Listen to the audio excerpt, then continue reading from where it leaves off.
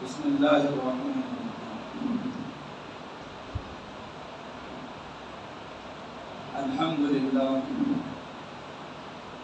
अल्हम्दुलिल्लाहि व कफ़ा व सलामुन अला इबादिहिल्लज़ीना इस्तफ़ा, अम्मा बअद। फ़अऊज़ु बिल्लाहि मिनश शैतानिर रजीम। बिस्मिल्लाहिर्रहमानिर्रहीम। या अय्युहल्लज़ीना आमनू अलैकुम अनफुसकुम ला यदुर्रुकुम मन ज़ल्ला इज़ा हदैतुम। सदक़ल्लाहुल अज़ीम। दोस्तों, बुजुर्गों और मेरे दीनी ईमानी भाइयों, रमज़ान का मुक़द्दस महीना चल रहा है। आयत करीमा मैंने रमज़ान के उन्वान से नहीं पढ़ी। चौथा हफ्ता है ये, अल्हम्दुलिल्लाह। अभी तक रमज़ान के उन्वान से ही बयान कर रहे हैं, लेकिन अभी तक रमज़ान की जो अज़मत और रमज़ान का जो अदब होना चाहिए उन लोगों की जिंदगियों में दिखाई नहीं दे रहा। इसलिए मैंने टॉपिक बदल दिया और इस उन्वान पर बयान कर रहा हूँ। ये उन्वान भी आपके दिल में रमज़ान की अज़मत को जगाएगा, रमज़ान के तक़द्दुस को बहाल करेगा, आपको एहसास दिलाएगा कि हम अल्लाह ताला की इतनी कीमती नेमत और इतने अजीम तोहफे रमज़ान को किस गफलत में गुजारना है।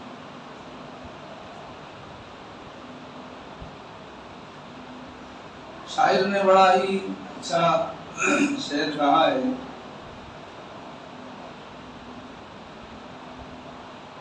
कि वाए नाकामी मदाए कारवां जाता रहा,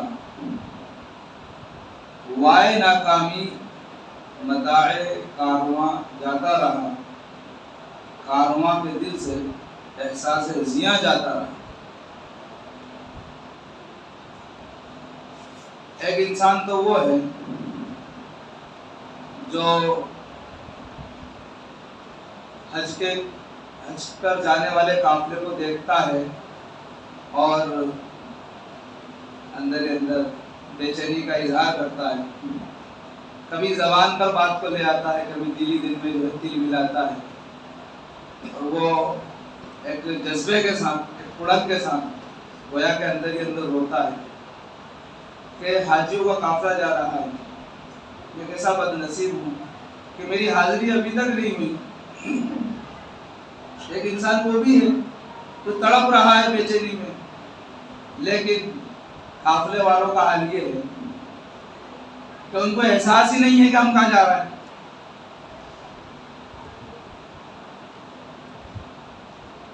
उसी को कहा वाए नाकामी, हाय अफसोस, मताए कारवां जाता रहा और कारवां के दिल से एहसास जिया जाता रहा। रोशनी नहीं है कारवां के अंदर, काफिले के अंदर एहसास ही नहीं है। इतना अफसोस की बात है। हमने अपने बचपन में देखा कि मस्जिदें नमाजियों से भरी भी होती थी। रमज़ान के महीने में तो दिन भर कोई तिलावत कर रहा है, कोई जिक्र कर रहा है, कोई सलात तस्बीह पढ़ रहा है। बहुत ज़्यादा इबादतों का एहतमाम लोग किया करते थे, और जो नहीं इबादत कर सकते थे वो मुँह छुपाए फिरते थे। वो या तो अपनी आबादी से दूर चले जाते थे काम धंधे के लिए, या घरों में छुपे पड़े रहते थे, सामने नजर नहीं आते, लेकिन अब और इस जमाने के लोगों को, इस दौर के लोगों को देखते हैं तो अपने पुराने जमाने पर रश्क होता है। वो मुंह छुपा के घूमते थे, और आज का मुसलमान सरेआम खुल्लम खुल्ला रोजा नहीं रख रहा है, और उसका इजहार भी कर रहा है कि देखो हमने रोजा नहीं रखा है, ये जर्दा खा रहे हैं, ये तंबाकू खा रहे हैं, और देखो ये चाय पी रहे हैं, ये सिगरेट पी रहे हैं, तो देखो ये हम दुनिया का काम कर रहे हैं। एहसास ही नहीं बचा, जज्बा तड़प खत्म होती जा रही है। इस तरह जी रहे हैं इस दौर में मुसलमान के मरना नहीं।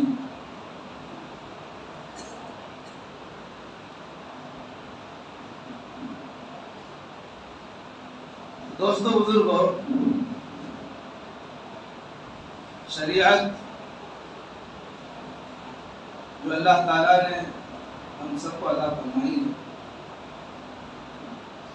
ये इंसान की भलाई के लिए, इंसान के साथ मोहब्बत का बर्ताव करने के लिए। शरीयत का एक भी हुक्म इंसान के ऊपर ज्यादती नहीं है।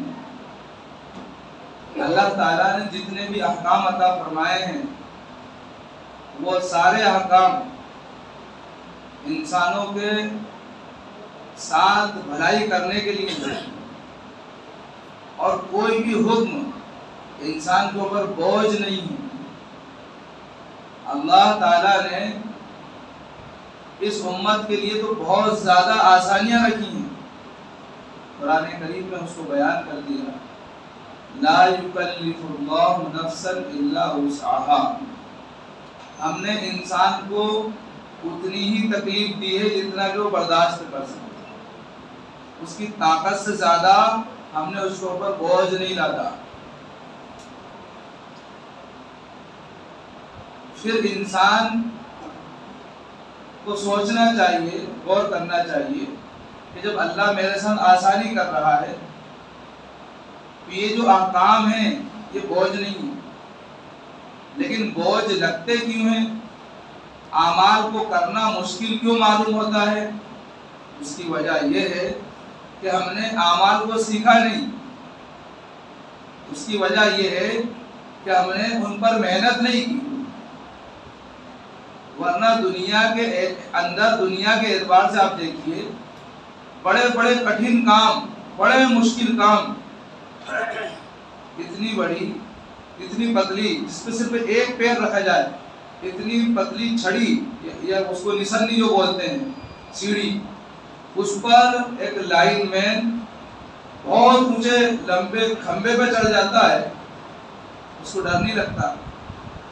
और जो टूरिस्ट होते हैं उनके पास तो निसन्नी भी नहीं होती, हाथ के पंजे होते हैं, पैर में अच्छे मजबूत जूते होते हैं, और पीछे बहुत बड़ा भारी बैग टंगा हुआ होता है, पहाड़ों पर चढ़ जाते हैं। उनको मुश्किल ही नहीं लगता, देखने वाले को मुश्किल लगता है। देखने वाला सोचता है कैसे चला होगा। एक मिस्त्री जो है वो बहुत ऊंची मंजिल पर जो है बांस की लकड़ियों पर खड़ा हुआ होता है और वो काम कर रहा होता है, उसको डर ही नहीं लगता, लेकिन देखने वाले को डर लगता है। दोनों का फर्क आपको पता है। इसने सीखा है तो इसके लिए वहाँ बिल्कुल एकदम ऊंचाई पर खड़े होकर काम करना आसान है, और दूसरे इंसान के लिए जिसने सीखा नहीं है उसके लिए चढ़ना भी मुश्किल है, काम करना तो दूर की बात।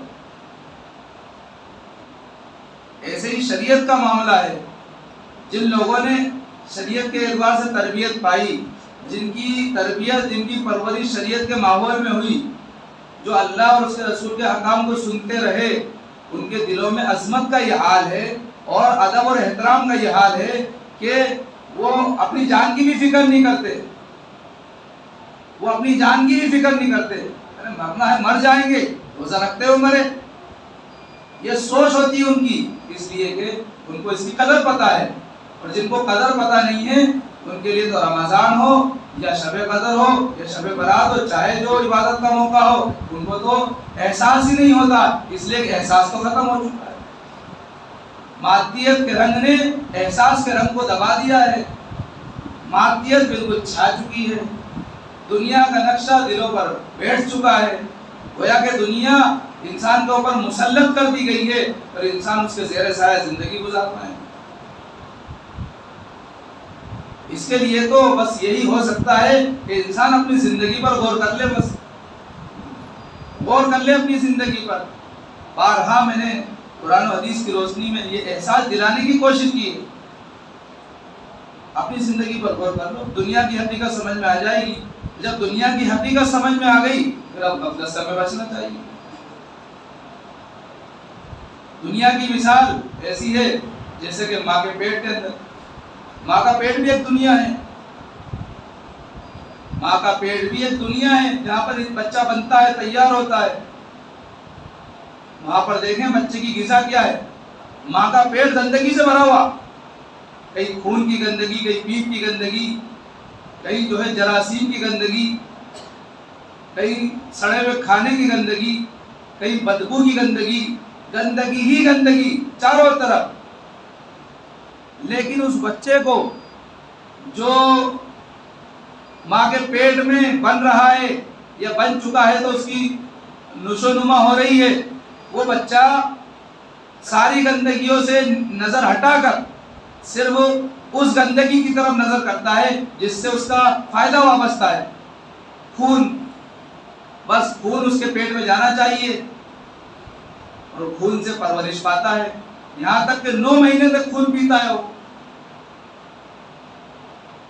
अगर वो ये सोचे कि इस गंदगी का मजा तो हम ले ही रहे हैं, फिर दूसरी गंदगी की तरफ भी जाएं, फिर क्या होगा, बच्चा भी बीमार हो जाएगा। गंदा पानी बच्चों में भर जाता है तो फूल जाते हैं, उनका जिस्म कमजोर पड़ जाता है, ऑपरेशन करना पड़ता है, वक्त से पहले जो है डिलीवरी करना पड़ती है। और उसका ख्याल उस माँ को कितना ज्यादा रखना पड़ता है और उस माँ का ख्याल उसके घर वालों को कितना ज्यादा रखना पड़ता है। क्यों कि अंदर एक बच्चा तैयार हो रहा है, अगर इसका ख्याल नहीं रखा और इसने उसका ख्याल नहीं रखा तो फिर वो बच्चा मर जाएगा। जब वो बच्चा मरेगा इस माँ को भी मार देगा, फिर घर का एक फर्द नहीं 2 फर्द कम होंगे। ऐसे ही ये दुनिया है, दुनिया में चारों तरफ गंदगी फैली हुई है। सबसे नजर हटाकर हमें देखना है कि हमारी ग़िज़ा क्या है। जिस तरह माँ के पेट में बच्चे की ग़िज़ा खून है, वो अपने खून से मतलब रखता है, सारी चीजों से नजर हटा लेता है। हमें दुनिया में देखना है कि दुनिया में तो बहुत सारी चीजें हैं, हमें अपने फायदे की चीज क्या है। जाहिर सी बात है इंसान के फायदे की चीज वो तो इंसान को आगे बढ़ा, दीन के एतबार से भी दुनिया के एतबार से भी। दुनिया से इतना फायदा उठाओ इससे गुजर बसर हो जाए, बाकी अपनी पूरी सलाहियतें, अपनी पूरी तवानाइयां जो है अल्लाह के दीन पर लगाओ। दुनिया कमाने से मना थोड़ी कर रहा है, बक़द्र जरूरत उससे फायदा उठाओ। और खूब अच्छी तरह ये बात याद रख लो, दिमागों में और दिल के निहा खानों में इस बात को बिठा लो कि अगर बच्चे की परवरिश या बच्चे की देखभाल नहीं की गई और बच्चा माँ के पेट में मर गया तो माँ को भी मार सकता है। इसी तरह अगर हमने अपनी फिक्र नहीं की और ये अंदर की रूह मर गई, अंदर की रूह की हमने फिक्र नहीं की, ये रूह मर गई तो ये इंसान भी मर जाएगा। जिसकी रूह मर गई वो इंसान मर गया, वो इंसान मरेगा, वो इंसान दुनिया के पेट में जिंदगी गुजार रहा है। किसके पेट में? इस तरह बच्चा माँ के पेट में जिंदगी गुजार रहा है, उसका ध्यान नहीं रखा गया तो मर जाएगा और मरा तो माँ को भी मार देगा। ऐसे ये इंसान और इंसानों में सारे इंसान, और इन इंसानों में से जिस इंसान की रूह मर गई वो इंसान मर जाएगा। जब वो इंसान मरेगा तो फिर वो दुनिया के पेट में जी रहा है तो दुनिया में जो है वो फसाद बर्पा करते हैं। माँ के पेट में मरे तो माँ को नुकसान, और दुनिया के पेट में अगर इंसान अपनी रूह के साथ मरे तो फिर दुनिया को नुकसान, मुआशरे को नुकसान, समाज को, सोसाइटी को नुकसान। इसलिए कि अब गंदगी फैलेगी, अब करप्शन फैलेगा, अब जो है हालात बिगड़ेंगे, खराब होंगे और फिजा मसमूम हो जाएगी। इसलिए हर फर्द बशर को, हर इंसान को अपनी रूह की फिक्र करना चाहिए। तो ज़ाब्ता यही है। आप देखो, बच्चा पैदा होने से लेकर मरने तक जितनी भी चीजें उसको फायदा देती हैं जिस्मानी एतबार से, वो सारी चीजें इसी मिट्टी से पैदा हो रही हैं। इंसान बना मिट्टी से है, इंसान को अल्लाह ने मिट्टी से बनाया है, तो मिट्टी की चीजें इसके जिस्म को फायदा देंगी। इंसान दो मादों से बना है, एक मादा मिट्टी का, दूसरा मादा अल्लाह की रूह। फैदा नफख्तु फीही मिन रूही फक़अू लहू साजिदीन फसजदल मलाइकतु कुल्लुहुम अजमईन। तो मिट्टी का इंसान मिट्टी की चीजें फायदा पहुंचा रही है। जो गल्ला पानी जमीन में उगता है मिट्टी से ही तो उगता है, वही इंसान खाता है तो इसको, इसकी भूख खत्म होती है, इसकी प्यास खत्म होती है। पानी जमीन से निकल रहा है, इसकी प्यास बुझाता है। यहाँ तक के उलमा ने तशरीह करते हुए बयान किया कि जो दूध हम गाय के थनों से निकाल कर पीते हैं, भैंस के थनों से जो दूध निकाल कर पीते हैं, असलन वो भी मिट्टी से बना है। इसलिए कि भैंस में मिट्टी का चारा खाती है, उसी चारे के नतीजे में दूध बनता है। इसी तरह जो अद्वियात हैं, दवाएं हैं, गोलियां हैं, वो सब मिट्टी से बन रही हैं। बिलवास्ता नहीं, बिना वास्ता नहीं तो बिलवास्ता बन रही है। जो चीजें मिट्टी से बनती हैं उन चीजों से दवाएं बनती हैं। तो सारी चीजें जो मिट्टी से बनती हैं वो इंसान के जिस्म को ताकतवर कर रही हैं, क्योंकि इंसान मिट्टी से बनाया गया। लेकिन एक दूसरी चीज है जो रूह है, और रूह मिट्टी से नहीं बनी। रूह को तो खुद अल्लाह ने अपने में से फूका है। फैदा नफख्तु फीही मिन रूही, अल्लाह फरमाते मैंने अपने में से रूह फूकी है। जाहिर सी बात है, जिस्म मिट्टी का है तो मिट्टी की चीजें जिस्म को ताकतवर कर रही, फायदा पहुंचा रही। अब ये रूह अल्लाह के पास से आई है, अल्लाह ने खुद अपने में से डाली है, तो रूह को फायदा कौन सी चीज पहुंचाएगी? देखना पड़ेगा कि जो चीज अल्लाह के पास से आई है वही चीज इस रूह को फायदा पहुंचाएगी। तो अल्लाह के पास से क्या आया है? कुरान आया है, और कुरान इस तरह कि इसकी हिफाजत की जिम्मेदारी भी अल्लाह ने ली है। जो इंसान कुरान को अपनाएगा, कुरान को आगे रखेगा, कुरान के हुक्मों पर चलेगा, नमाज कुरान का हुक्म है, नमाज और रोज़ा, ज़कात, हज, ये सारे कुरान के हकाम हैं जो अल्लाह ने कुरान के जरिए हम तक पहुँचाए हैं। नबी अकरम सल्लल्लाहु अलैहि वसल्लम पर कुरान नाजिल किया और हमें अहकाम दे दिए, ये सब कुरान के हकाम हैं। तो जो इंसान इन पर चलेगा उसकी रूह मजबूत होगी, और जिसकी रूह मजबूत हो गई तो ये बात एक ज़ाब्ता समझ लीजिए, जो ताकतवर होता है उसकी बात सब मानते हैं, कमजोर को जी साहब करना पड़ता है, आगे पीछे घूमना पड़ता है। तो अगर जिस्म ताकतवर है तो रूह जिस्म के पीछे पीछे चलेगी, और अगर रूह ताकतवर है तो ये जिस्म रूह के पीछे पीछे चलेगा। मामला यह है कि मेहनत जिस्म पे की और जिस्म को अच्छा फौलाद बना रखा है। ये भी नहीं देखा कि हराम का है या हलाल का है, मेरा है या किसी और का है, बस आन दो, हल मिन मजीद, बढ़ते रहो अपनी जहन्नम को। और बिल्कुल ऐसे मशतंगे हो गए, खा खाकर सीना तान के चल रहे हैं, एड़ी मार के चल रहे हैं। न अल्लाह का ख्याल है, न अल्लाह के बंदों का ख्याल है, न शरीयत का ख्याल है, किसी चीज का अदब व एहतराम नहीं, किसी चीज का पासो लिहाज नहीं, बस अपनी मस्ती में, अपनी अकड़ में चूर है, बिल्कुल चलेगा। क्योंकि जिस्म ताकतवर है, अब रूह पर मेहनत ही नहीं हुई है तो रूह तो बेचारी जिस्म के पीछे पीछे घूम रही है। और जिन लोगों ने रूह के ऊपर मेहनत की है उनकी जिंदगियां देखो आप। पिछले जो 3 हफ्ते बयान किए वो बयान सुन लेना, एहसास हो जाएगा जिन लोगों ने रूह के ऊपर मेहनत की है उनको अल्लाह ताला ने हर चीज उनके लिए आसान कर दी। रात भर नमाज पढ़ रहे हैं। इमाम अबू हनीफा रहमतुल्लाह अलैह 40 साल तक इशा के वजू से फजर की नमाज पढ़ते रहे। इनसे तो जिस्म ने कहा नहीं थोड़ी देर सो जाते हैं, आराम कर लें। रूह ताकतवर थी। हजरत खब्बाब रजी अल्लाह तआला अन्हु, अमीरुल मोमिनीन उमर फारूक रजी अल्लाह तआला अन्हु का ज़माना है, पूछते हैं कि खब्बाब तुमने दीन के लिए क्या किया, क्या कुर्बानियां दी दीन के लिए? तो कहा कि अमीरुल मोमिनीन कुर्ता उठाकर देख लीजिए। तो कुर्ता उठाया तो वहां पर गोश्त नहीं था, सिर्फ हड्डी हड्डी थी। जरा अंदाजा लगाइए, अगर किसी का गोश्त निकाल लिया जाए और हड्डी बाकी हो, इंसान जिंदा रह सकता है क्या? लेकिन मेहनत रूह के ऊपर हुई थी, तो जिस्म रूह के ताबे था। एक सहाबी गज़वा बदर के अंदर अबू जहल को मार रहे हैं, जंग कर रहे हैं उससे, एक हाथ कटा तो लटक गया, तो उस हाथ को कंधे के पीछे पटक लिया और वार करे जा रहे हैं, मार रहे हैं उसको। ये हाथ की तकलीफ उनको रोक क्यों नहीं रही है, एक तरफ बिठा क्यों नहीं रही है? इसलिए कि मेहनत रूह के ऊपर हुई थी। फिर क्या करा, ये हाथ ज्यादा ही तकलीफ दे रहा है तो पैर के नीचे दबाया और खींचा, तो हाथ को जिस्म से अलग किया और एक हाथ से वार किया और अबू जहल का खात्मा किया। क्यों? उनके लिए आसान क्यों हो गया? इसलिए कि मेहनत रूह के ऊपर हुई थी। आज रूह के ऊपर मेहनत ही नहीं कर रहा, जिस्म के ऊपर मेहनत करना है और इस जिस्म को मिट्टी में मिलना है। कामयाबी का जो मदार है, कामयाबी का जो मेयार है, वो जिस्म नहीं है। एक होती है ब्यूटी, एक होती है रियलिटी। आप जिस्म को जितना ही अच्छा आप सजा लो, अच्छे से अच्छा मेकअप कर लो, इसको सॉफ्ट बना लो, ताकतवर बना लो, चाहे जैसे सांचे में ढाल लो, आपको देखकर लोग जो है रश करें, ये लोग कितना खूबसूरत इंसान है।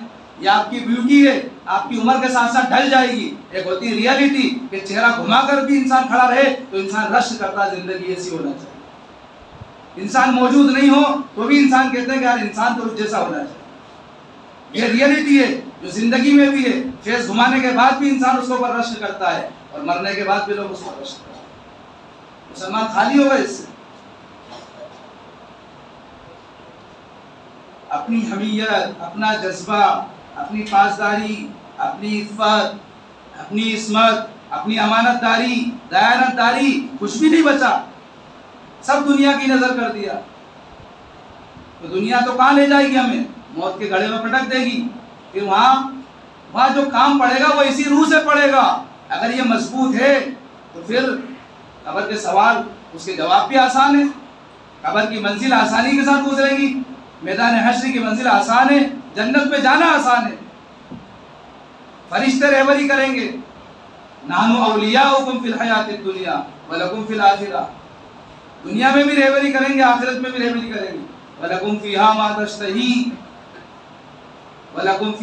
तश्तही अनफुसुकुम, जो तुम्हारा दिल चाहेगा, जो तुम्हारे नुफूस चाहेंगे, वो तुम्हारे लिए हासिल कर दिया जाएगा। वलकुम फीहा मा तदउन, सिर्फ वो वादा नहीं किया है, सिर्फ वो दावा नहीं है, उसमें पक्के हैं हम। नुज़ुलन मिन गफूरिर रहीम, रहम करने वाले रहीम रब की तरफ से हमेशा मेहमानी का इंतजार है। इस लायक बनाओ तो सही अपने आप। ये अपने आप को निखारने का महीना था, अपने आप को जो है अपने आप को पाक करने का महीना था, गंदगी से अपने आप को निकालने का महीना था। लेकिन अफसोस की हालत है, अफसोस का मकाम है कि नमाजी जो आए हैं, ये पिलर के उधर वाले, अभी 5 मिनट के अंदर आकर बैठे हैं, जबकि बयान खत्म होने का टाइम। क्या हो गया तुम्हें? क्यों तुम अपने मरने को भूल गए हो? जरा सोचो, गौर करो आप, क्या यही एक मुसलमान की जिंदगी है?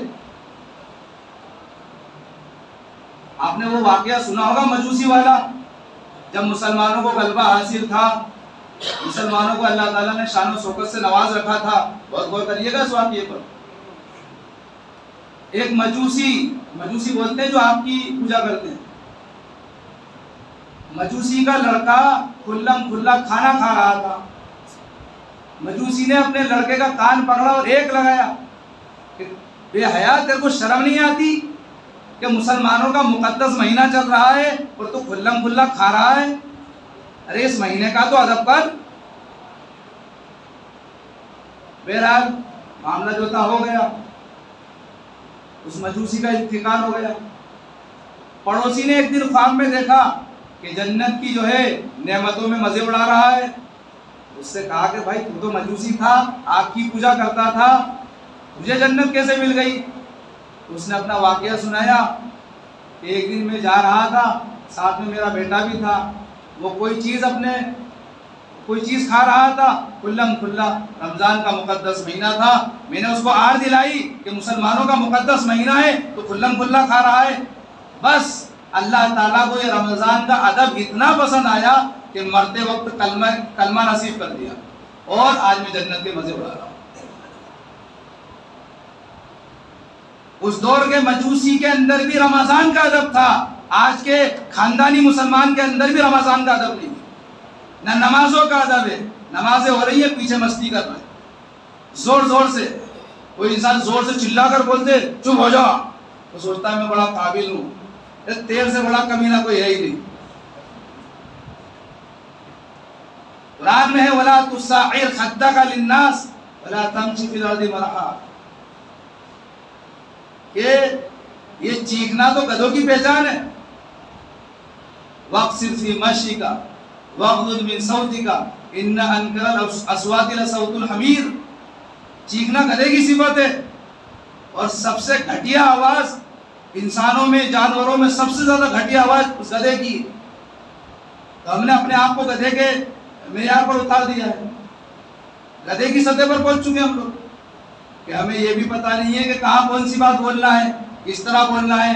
नमाज हो रही है, अगर किसी को चुप करना है तो धीरे से उसके कान में जाकर कहना है कि बेटा नमाज हो रही है, अदब करो। अगर वो हमारी बात मान लेता है तो ठीक है, नहीं मानता है तो हम अपनी जिम्मेदारी से अदा हो गए। अब इसका गुनाह किसको मिलेगा? वो बच्चा बालिग है तो उस बालिग बच्चे को मिलेगा, और नाबालिग है तो उसके माँ बाप को गुनाह मिलेगा। और मुहद्दिसीन ने शरह बयान करते हुए लिखा है कि अगर माँ बाप ने बचपन में अच्छी तरबियत की और बालिग होने के बाद वो बच्चा गुनाह कर रहा है तो माँ बाप को उसका गुनाह नहीं मिलेगा। और माँ बाप ने सही तरबियत नहीं की तो बालिग बच्चा भी अगर नमाज में मस्ती कर रहा है तो उसका गुनाह भी माँ बाप को मिलेगा। क्यों? इसलिए कि जो तरबियत का मौका था उस मौके पर माँ बाप ने तरबियत नहीं की। दोस्तों बुजुर्गों, अदब करो रमजान का। ये मुकद्दस लम्हे हैं, ये कीमती घड़ियां हैं, तो चली गई तो पता नहीं थे अगले साल किसको नसीब हो किसको ना हो। अदब से इंसान को बड़े बड़े मर्तबे मिलते हैं और मिले हैं। बिश्र हाफी एक पुलिसमैन थे और बड़े शराबी इंसान थे। जा रहे थे रास्ते में शराब के नशे में, एक पर्चा पड़ा हुआ था जमीन पर, उस पे अल्लाह लिखा था। उन्होंने कहा मेरे अल्लाह का नाम जमीन पर पड़ा हुआ है। उसको उठाया, चूमा, और नशे में थे उसी को लेकर घर चले गए और उसको अदब से जो है घर के ऊपर वाले ताक में रखा। नबी अकरम सल्लल्लाहु अलैहि वसल्लम ख्वाब में आए, कहा कि तू अल्लाह के नाम की इतनी इज्जत करता है, जो अल्लाह ने तुझे वलियों का जो है ताज पहना दिया, वली का ताज पहना दिया और वलियों का सरदार बना। तो अल्लाह के नाम का अदब करने की वजह से अल्लाह ने वली बना दिया बिश्र हाफी को। और जुनैद बगदादी रहमतुल्लाह अलैह का वाक़िया आप सुनते ही रहते होंगे। वक्ती के पहलवान थे, चारों तरफ इनकी पहलवानी के चढ़ते थे। कोई इनसे आंख मिलाकर बात नहीं कर सकता था। एक मर्तबा ऐलान हुआ कि जो इस पहलवान को पछाड़ देगा उसको इतना इनाम। अब जुनैद बगदादी, उनसे बड़ा कोई पहलवान ही नहीं था। लोग डर रहे थे कि कैसे इनसे मुकाबला करें। एक बुजुर्ग मियाँ, बूढ़े थे, खस्ता हाल थे, वो आए लड़खड़ाते हुए। लोग हंस रहे थे, ये मुकाबला करेंगे इनसे, ये मुकाबला करेंगे इनसे। बहरहाल महफिल जमी हुई थी, सब लोग निगाहें जमाए बैठे थे। जब तो बूढ़े मियाँ की अब कहानी खत्म। बूढ़े मियाँ ने धीरे से कान में कहा, मैं सയ്यद हूँ, नबी के खानदान से ताल्लुक रखता हूँ और 3 दिन से हमने कुछ नहीं खाया है। अगर तुम हार जाओगे तो ये इनाम मुझे मिल जाएगा और मेरे घर में चूल्हा जल जाएगा। बस अपने आप को सरेंडर कर दिया उन्होंने। बूढ़े मियाँ ने एक दाव मारा, गिर पड़े, फिर नहीं उठे। नबी ख्वाब में आए कि तूने मेरे खानदान के गरीब इंसान की इज्जत की है जहां हम तुझे इज्जत अदा करते हैं। तू अभी तक दुनिया का जाहिरी पहलवान था, हम तुझे रूहानी दुनिया का पहलवान बना देते हैं। आज भी खानकाहों के अंदर जब तक जुनैद बगदादी रहमतुल्लाह अलैह का तज़किरा ना हो वो खानकाहें अधूरी हैं। महमूद गजनवी को सुना होगा आपने, अपने वक्त के जो है हाकिम थे और अल्लाह ताला ने बड़ी उनको सलाहियतों से नवाजा था। जा रहे थे एक मरतबा खानका के सामने से गुजर रहे थे, तो खानका में बिस्तर झाड़ रहे थे वहां के जो उलमा थे, खानका में जो उलमा थे वो अपना बिस्तर झाड़ रहे थे, तो बिस्तर की जो धूल उड़ रही थी, तो महमूद गजनवी रहमतुल्लाह अलैह को ख्याल आया कि ये बुजुर्गों की धूल है, कि मेरे चेहरे पे लगी है, मैं इसको मल लेता हूँ, इसलिए कि इनको देखना भी जो है सवाब है। मरने के बाद किसी ने ख्वाब में देखा तो पूछा कि क्या गुजरी, कहा कि वो उलमा की जो धूल उड़कर आई थी, मैंने उसको अपने चेहरे पर अदब के साथ मल लिया था कि लगी तो है जिस्म पर, इसको मसल लेता हूँ इसलिए कि नेक लोगों की है। तो बस अल्लाह ताला ने इसी अदब की वजह से मुझे जो है माफ कर दिया और जन्नत अता कर। आज तो उलमा की गिबत तो होती है पीठ पीछे।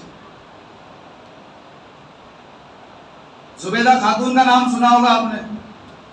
जुबैदा खातून जिसने बगदाद से तो अरबिस्तान तक एक लंबी नहर खुदवाई, और वह ऐसा जमाना था कि पानी की बहुत ज्यादा कमी थी, और हाजी जो जहां पूरी दुनिया से हज करने आते हैं, हाजियों को परेशानी होती थी वजू करने के लिए, गुस्ल करने के लिए। तो जुबैदा खातून ने नहर खुदवाई, नहर जुबैदा के नाम से वो नहर थी। इंतकाल हुआ, किसी ने ख्वाब में देखा तो कहा कि जुबैदा के तो मजे होंगे, इसलिए कि इतना नेक काम किया है हाजियों के लिए, लाखों हाजी उस नहर से फायदा उठा रहे हैं। तो उन्होंने कहा कि नहर का तो तज़किरा नहीं हुआ, अल्लाह ताला ने मुझे अदब करने पर जो है माफ कर दिया। एक मर्तबा में अपने बचपन में झूला झूल रही थी और सर से दुपट्टा नीचे गिर गया, अजान हुई, जैसी अल्लाह की आवाज मेरे कान में पड़ी, मैंने दुपट्टा उठाया, झूला रोका, दुपट्टा उठाया, सर पर रखा। अल्लाह ने इस अदब की वजह से मुझे माफ कर दिया कि तूने दुनिया में मेरे नाम का अदब किया था, मैं दुनिया में जो तुझे इज्जत देता हूं मैं जन्नत अता करूंगा। अदब पर अल्लाह ताला ने बहुत नवाजा है। बायजीद बस्तामी रहमतुल्लाह अलैह के जमाने में एक शख्स का इंतकाल हुआ, बड़ा फासिक व फाजिर गुनहगार, किसी ने ख्वाब में देखा था तो जन्नत में घूम रहा है। पूछा कि भाई ये मकाम तुझे कैसे मिल गया? उसने कहा कि मैं जा रहा था एक मर्तबा और एक बुजुर्ग थे, मैंने लोगों से पूछा कि बुजुर्ग कौन है? आए बायजीद बस्तामी है। मैंने उनके बारे में सुन रखा था कि बड़े अल्लाह वाले बुजुर्ग हैं, तो मैंने उनको मोहब्बत की नजर से देखा था, बस अल्लाह ने इसी पर मुझे माफ कर दिया कि तूने हमारे वली को मोहब्बत की नजर से देखा था, जा इसी मोहब्बत की बुनियाद पर हम तुझे माफ कर दिया। तो ये बुजुर्गों की धूल भी माफ करा देती है, इनका अदब माफ करा देता है, इनको मोहब्बत के साथ देखना माफ करा देता है। फिर गीबत करने वालों का क्या होगा आप समझ लेना। बहरहाल मैंने जो वाकया सुने हैं ये इसलिए सुने हैं कि रमजान का अदब करो, मैंने वाकयात इसलिए सुनाए हैं। मेरा मौजू उलमा की अजमत बयान करना नहीं है, अल्लाह ने उलमा को तो अजमत के लायक बनाया ही है, हम बयान करें या ना करें। रमजान का महीना चल रहा है, दोस्तों बुजुर्गों इसका अदब करो, अपनी जिंदगी में बदलाव लाओ, और इस 4 दिन के दफे के लिए अपनी हमेशा की आखिरत खराब मत करो। सब यहीं छोड़कर जाना है। आज से इस जुमे की घड़ी में सच्चे दिल से, पक्के मन से, सच्ची तलब और तड़प के साथ दिली दिल में अल्लाह से तौबा करो। कह दो कि अल्लाह जिंदगी मासियत में गुजरी, गुनाहों में गुजरी, अब तौबा करते हैं, और जो महीना बचा है इसको जो है अल्लाह के हुक्म पर गुजारना है, इबादत करते हुए गुजारना है। मगफिरत अल्लाह को बहुत पसंद है और ये मगफिरत का अशरा चल रहा है। पूरा अशरा इबादत करना चाहिए, पूरा अशरा इबादत करना चाहिए। पूरी जिंदगी अल्लाह ने इबादत के लिए दी है, पूरी जिंदगी इबादत करना चाहिए, लेकिन इस अशरे में इबादत के लिए अपने आप को बिल्कुल खास कर लेना चाहिए। दुनिया के सारे काम छोड़ दो। 10 दिन अगर नहीं कमाएंगे तो भूखे नहीं मर जाएंगे, अल्लाह खिलाएगा। 10 दिन छोड़ दो दुनिया के कामकाज और सिर्फ अल्लाह अल्लाह में लग जाओ, सिर्फ अल्लाह अल्लाह में लग जाओ, और रो अपने अमाल पर। अच्छे किए हैं तो अल्लाह से उनको कबूल करवाओ, बुरे किए हैं तो अल्लाह से माफ करवाओ। एक एक गुनाह याद करो और अल्लाह के सामने रखो, अल्लाह ये कर दिया था, माफ कर दीजिए, अब एहसास हो जाए। खूब माफ़ी मांगो अल्लाह ताला से। अल्लाह ताला माफ़ करता है और माफ़ी को पसंद करता है। इसलिए एहसास अगर हो गया है तौबा कर लो। और अगला जो जुमा आ रहा है वो आखिरी जुमा होगा और जुमे के दिन ही चांद रात है। ज्यादातर लोगों का कहना है, माहिरीन फल्कियात भी कह रहे हैं कि 29 का चांद दिखेगा। अगला जुमा चांद रात है, अलविदाई जुमा भी है। तो बहरहाल हम अलविदाई लोगों में मशहूर है इसलिए अलविदाई बोलना है, वरना शरीयत में कोई अलविदाई नहीं है। रमजान तो हर साल आएगा और हर साल जुमा भी आएगा इंशाअल्लाह। हम अलविदाई हैं, पता नहीं कौन अगले साल रहेगा कि नहीं रहेगा। इंसान अलविदाई है, मेहमान, इंसान मेहमान है, रमजान मेहमान नहीं है। रमजान तो हर साल आएगा, जो चले गए उनके साथ भी आता था, अब वो नहीं है तो क्या रमजान नहीं आ रहा है? रमजान तो हर साल आएगा, तो रमजान मेहमान नहीं, मेहमान हम हैं। हमें अपनी तैयारी करना है। तो अल्लाह ताला से दुआ करते हैं कि अल्लाह ताला सबको सही ज़िंदगी गुजारने वाला बनाए। जो महीना बचा है इसकी कदरदानी की तौफीक अता फरमाए। जो वक्त गफलत में गुजर गया है उस पर माफ़ी मांगने वाला बनाए। और इस मुबारक घड़ी में हम सब मिलकर माफ़ी मांगते हैं अल्लाह ताला से कि अल्लाह ताला हम सब की लफ्ज़िशों को, कोताहियों को दरगुजर फरमाए और नेक बंदों में हम सबको शामिल फरमाए। आमीन। व आखिरु दावाना अल्हम्दुलिल्लाह।